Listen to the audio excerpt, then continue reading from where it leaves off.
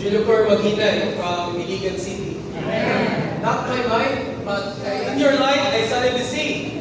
Not my mind, but your unrivaled mercy. Amen. Ang sadyang wala pa ako nag-training mga igsoon, gato yung ko na kung Kristohanong kinabuhi ko ang naging pag-asa.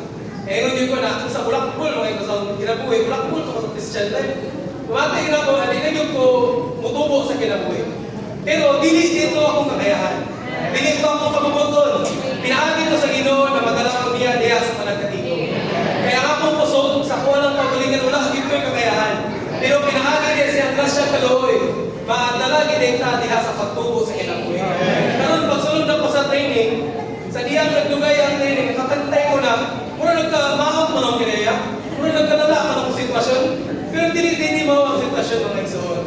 The more di ka manaa sa kahayag, the more kung di mo makita kung saan di ka kaugaw. Dili ko nagkalala mga igsoon. Kala na gini ko daan, wala lang ko kakantay. Dito na mo nakakantay ko na tanan ako sa kahayag.